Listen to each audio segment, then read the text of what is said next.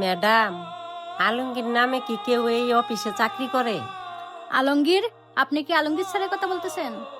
জি জি madam, আমি আলমগীরের কথাই বলতেছি। কিন্তু আপনি আলমগীরকে স্যার বলতেছেন কে?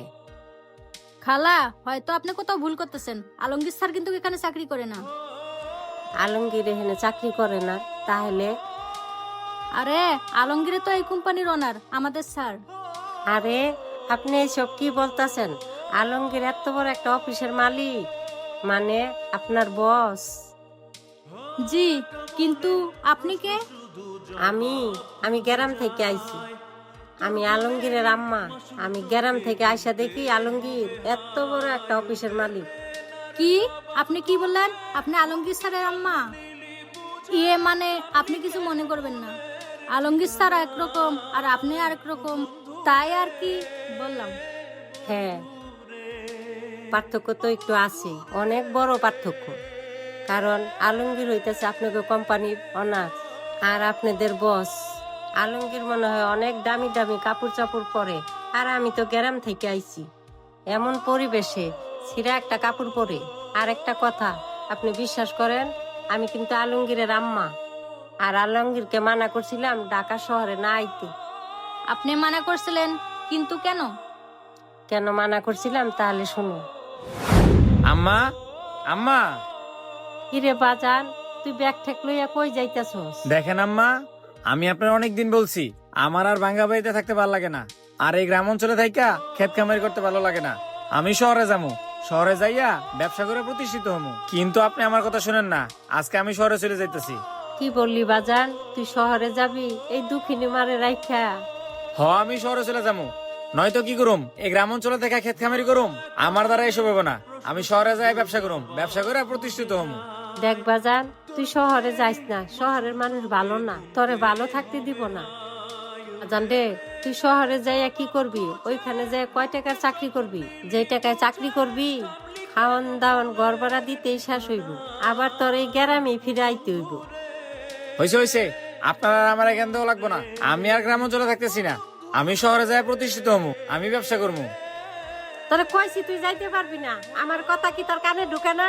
আপনার আমি কইছি না আমি এগুলা করতে পারুম না। আমি শহরে যাবো, কইছি তো শহরেই যাবো।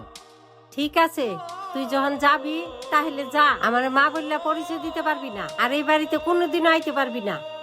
হয়েছে হয়েছে, তোমার আর মা বললে পরিচয় দেওয়া লাগবে না। আর এই বাড়িতে তো আমি ভুলে আসম না, আমি চললাম। বাজান রে, তুই যাইস না বাজান, শহরের মানুষ ভালো না বাজান। হয়েছে হয়েছে, তোমার কথা আর কানে দেখাম নাই, আমি শহরেই চললাম। বাজান, এবার তাহলে বুঝতে পারছেন, আমি ওরে মানা করছিলাম ঢাকা শহর না আইতে, কিন্তু আমার প্রতি রাগ কইরা ঢাকা শহরে চলে আইছে। আপনার এই কথাটা শুননা আমারও গর্ব হইতাছে যে আমার এই ছোট ছেলেটা এত বড় কোম্পানির মাল। যাই হোক, এই ছেলেটা আমাকে প্রমাণ করে দিছে মানুষ যদি চায় কি না করতে পারে। আচ্ছা ম্যাডাম, আমি তো এখন যাই। আইসা তো জানতে পারলাম আমার ছেলেটা অনেক ভালো আছে, অনেক টাকার মালিক হয়েছে। আচ্ছা ম্যাডাম, আপনি থাকেন, আমি এখন আসি। আসসালামু আলাইকুম। এই যে শুনেন, আপনি যেহেতু চলে আসছেন, আমার সাথে চলেন, স্যারের সাথে দেখা করে আসবেন। না ম্যাডাম, আমি আর ভিতরে যাবো না। আসলে আমি ওর খোঁজ খবর নিতে আইছিলাম। ওই তো গ্রামে যায় না, আইসা শুনলাম ও অনেক ভালো আছে, তাই আমি আর থাইকা কি করবো, আমি গ্রামে চলে যাই। আমি আরো ভাবছিলাম ও যেহেতু আমাদের কোনো খোঁজ খবর নেয় না, টাকা যায় কোনো বিপদ আপদ হইল নাকি, তাই আমি ওর খোঁজ খবর নিতে আইলাম। যেহেতু ওই ভালো আছে শুনে আমার অনেক ভালো লাগলো। ঠিক আছে ম্যাডাম, ওই যেহেতু ভালো আছে তাহলে আর দেখা করার প্রয়োজন নাই। তাহলে আপনি থাকেন, আমি আসি। আম্মা দাঁড়ান। আম্মা, আপনি আপনার এই ছেলের সাথে দেখা না করে চলে যাবেন? বাজান, তুই তোর দেখে তো আমি চিনতে পারতাছি না, তুই তো অনেক বড় সাহেবের মতন হয়ে গেছস। তোর কথা শুনে আমার অনেক ভালো লাগতাছে, আর অবাক হয়ে গেছি তুই যে এত বড় একটা কোম্পানির মালিক। তুই তাহলে এই মাকে ভুল প্রমাণ কইরা দিলি, মানুষ চাইলে কি না করতে পারে। আমার ভাবতে অবাক লাগে কতগুলা মানুষ তোরে ছাড় ডাকে, এই ম্যাডামও তোরে ছাড় ডাকে। বাজান, আমার যে কত ভালো লাগতাছে এটা তোরে বইলা বুঝাতে পারবো না। তুই আমাদের সকলের মুখ উজ্জ্বল করছস। তোর আর কোনোদিনও কমু না, তুই গ্রামে চল, গ্রামে যাইয়া খেত কামারি কর। আর একটা কথা, আমার প্রতি যদি তোর অভিমান ভাঙ্গে তাহলে তুই গ্রামে যাস। আর তুই যে আমার মাঝে মাঝে কল দিতি, আমি আসলে রাগ কইরা কলটা ধরতাম না। কিন্তু বাবা, আমি তো তোর মা, আমি যতই তোর উপরে অভিমান করি না কেন, আজকে না তোর কথা আমার অনেক মনে পড়তাছে। ভাবছি তুই কোনো বিপদে আছস কিনা, তাই তোর সাথে দেখা করার জন্য ছুটা চলে আইছি। বাবারে, আজকে আমি গ্রামে যাইয়া বুক ফুলাইয়া সবারে আমি কমু আমার ছেলে বড় কোম্পানির মালিক। বাজান রে, আমি তোরে ভুল বুঝছি, তুই আমারে মাফ কইরা দিস। আরে আম্মা, আপনি এগুলা কি বলতেছেন? আপনি কেন আমার কাছে মাফ চাইবেন?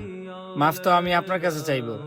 হয়তো আমি আজকে অনেক প্রতিষ্ঠিত হয়ে গেছি, কিন্তু আম্মা, সেদিন আপনার সাথে এই দুর্ব্যবহার করাটা আমার উচিত হয় নাই। আম্মা, আপনার আর বাড়ি যাওয়া লাগবে না। আজকে আপনার ছেলে অনেক প্রতিষ্ঠিত হয়ে গেছে।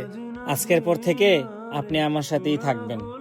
আচ্ছা বাজান, তুই যদি আমার রাখস, তোরে থিয়া কি আমি দূরে থাকতে পারমু? আচ্ছা মা, তুমি তো অনেক দূর থেকে আইছো, মনে হয় কিছু খাও নাই। চলো আমার অফিসে চলো। তো ভিউয়ার্স, যারা মাকে ভালোবাসেন তারা অবশ্যই ভিডিওটি লাইক কমেন্ট শেয়ার করে দিবেন। ধন্যবাদ।